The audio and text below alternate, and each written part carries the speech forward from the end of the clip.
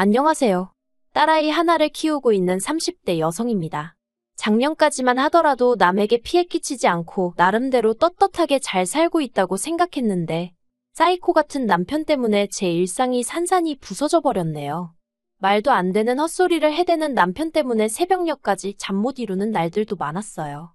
그래도 아이 아빠라서 어떻게든 옆에 붙들어두고 정신 차리게 하려고 했는데 사람이 뭐에 씌인 건지 똥인지 된장인지 분간을 못 하더라고요. 그나마 저 하나만 괴롭게 했다면 나는 없는 사람이다 생각하고 아이를 위해서 참고 견뎠을지도 모르겠습니다. 하지만 남편이 하는 짓거리를 보고 있으니 저런 아빠라면 애한테도 차라리 없는 게 낫겠다 싶어서 이혼을 결심했네요. 어려서부터 대학에 들어가기까지 저는 그런대로 풍족한 집안에서 자랐습니다. 어디 드라마에 나오는 재벌집 딸 마냥 기사 딸린 자동차를 타고 학교를 다니고 그런 것은 아니지만 그래도 물질적으로나 정서적으로나 부족함을 느껴본 적은 없어요.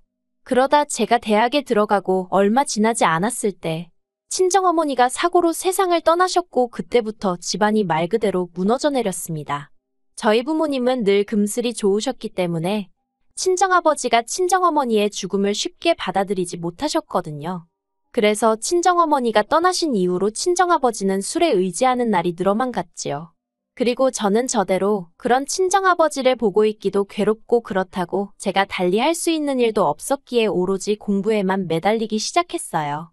남들은 인생에 한 번뿐인 대학 시절이라며 미팅부터 시작해서 산으로 들로 돌아다니기 바빴지만 저에게는 그저 사치에 불과했지요. 그렇게 4년이란 시간이 흘렀고 어느덧 제가 대학을 졸업하던 날이었습니다. 우수한 성적 때문인지 저는 교수님 추천으로 그 많은 졸업생들을 앞에 두고 강단에 서서 학교 대표로 연설까지 하게 되었는데 그 모습을 친정아버지께서 보고 엉엉 우시대요. 그리고 그날을 계기로 친정아버지는 다시 예전의 모습을 되찾기 위해 노력하시기 시작하셨어요. 이후로 10여 년의 시간 동안 저는 회사 내에서 승진에 승진을 거듭하며 인정을 받게 되었고 친정아버지는 재기에 성공하셨습니다. 두 사람 다 어느덧 안정세에 들어섰던 거지요. 그리고 하루는 친정아버지께서 먼저 저에게 이제 당신에 대한 책임감 같은 건 벗어던지고 제 인생을 찾으라는 거예요. 사실 친정아버지께 말한 적은 없지만 언젠가 제가 시집이라도 가면 친정아버지는 혼자 되실 거란 사실이 그게 늘 마음이 쓰였거든요. 그래서 결혼은 고사하고 연애는 생각해 본 적도 없었는데 친정아버지께서 이미 제 생각을 전부 눈치채고 계셨던 모양이 돼요. 그리고 얼마 후 아버지의 권유로 소개팅이라고 해야 할지 맞선이라고 해야 할지 아무튼 남자를 만나보게 되었어요.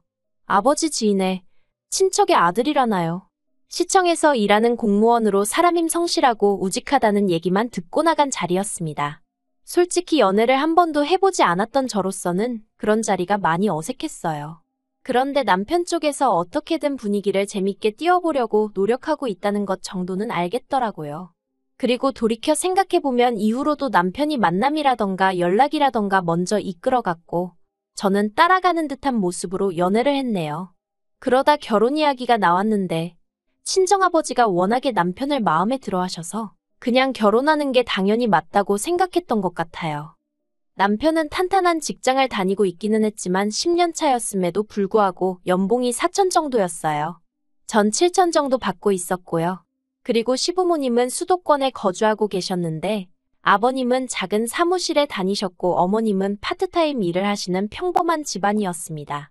반면에 경제적인 측면만 보자면 저희 친정아버지는 월에 1,000 정도는 벌고 계셨어요. 주말에는 친구분들과 골프도 치시고 여행도 다니셨고요. 하지만 여러 가지로 나은 조건에도 불구하고 제게 친정어머니가 안 계시단 이유로 친정아버지는 늘 제가 시부모님에게 미움을 사진 않을지 싫은 소리를 듣진 않을지 걱정을 많이 하셨어요. 그래서 결혼할 때도 한사코 괜찮다는 저를 만류하시고는 30평대 아파트를 해주셨지요. 그렇게 결혼을 하고 한동안은 여러 가지로 안정된 생활을 해나갔어요. 열렬히 사랑해서 한 결혼은 아니었어도 드디어 내 가정이 생겼다는 만족감도 컸고요. 시부모님도 저를 복덩이라 부르며 예뻐해 주셨지요. 하지만 소위 집해온 끝발이라고 해야 하나? 그런 건 얼마 안 가더라고요. 어느샌가부터 저는 친정어머니가 없었으니 집 정도는 해오는 건 당연한 거였고 남편은 장모 사랑도 못 받는 불쌍한 사람이 되어 있었거든요. 그뿐만이 아니었습니다. 일적으로나 뭐로 보나 제가 남편보다 훨씬 바쁜 상황이었는데도 어머님은 툭하면 별것도 아닌 이유로 저만 오라가라 하시대요. 남편이 굴러코 하는 김장김치를 좋아하니 와서 배워라. 이모님 오셨으니 와서 인사드려라. 말이 좋아 인사드리는 거지. 와서 이것저것 잔심부름하란 부름이었지요. 그렇다 보니 이러려고 결혼한 건가 싶은 생각에 지치고 우울해지고 차라리 혼자 사는 게 낫지 않을까 하는 생각도 들대요. 그래도 친정아버지가 걱정하실까봐 차마 이혼은 엄두가 나질 않았어요. 그러다 결혼 생활 2년 만에 아이를 갖게 되었습니다. 원래 아이를 가질 생각은 없었는데 그날따라 회식하고 온 남편이 어찌나 달려들던지 도무지 제 힘으로 어떻게 밀어낼 수가 없었거든요. 그런데 그렇게 임신이 되었더라고요. 다른 여자들은 임신했다고 하면 좋아하고 기뻐하던데 저는 그런 감정보다는 제가 좋은 엄마가 될 수 있을지 걱정이 컸어요. 그래도 남편을 비롯해 양가의 임신 소식을 알리니 다들 제 예상보다 훨씬들 좋아하더라고요. 그래서 다시 한번 제 결혼 생활에 있어서 의지라고 해야 할지 마음을 다잡았네요. 그러다 작년이었어요. 친정아버지가 사업을 정리하시고 이후로 부쩍 적적해 하셔서 제가 자주 찾아뵙던 시기였지요. 친정아버지가 사업을 정리하신 이유는 언젠가부터 어려운 이웃들을 돕기 위한 사회활동을 해보고 싶으시다 하셨거든요.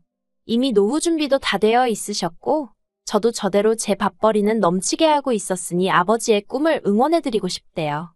그래서 제가 조금 부추긴 면도 없잖아 있습니다. 그런데 막상 정리하고 나니까 어딘가 허전하다며 아쉬워하시길래 제가 틈틈이 찾아뵌 거예요. 그리고 그 시기에 남편은 한창 운동에 열을 올리고 있었습니다. 당시 바디 프로필이라고 해서 근육을 만들어서 사진을 찍는 게 유행이었는데 자기도 그걸 해야겠다면서요. 그래서 한 번 할 때마다 8만 원씩이나 내가면서 일주일에 3번씩 헬스장을 다니대요. 대충 계산해봐도 한 달에 100만 원은 우습게 깨지더군요.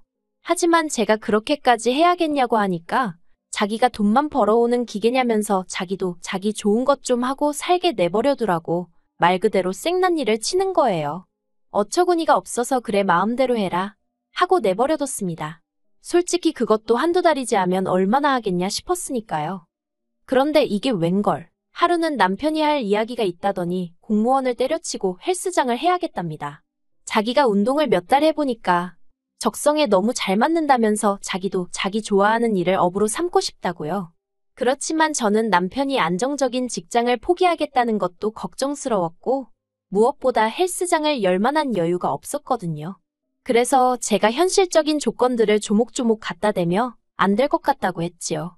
그랬더니 남편이 저더러 진지하게 생각해보지도 않고 무조건 안 된다고 하는 게 어딨냐면서 떼를 쓰는 거예요.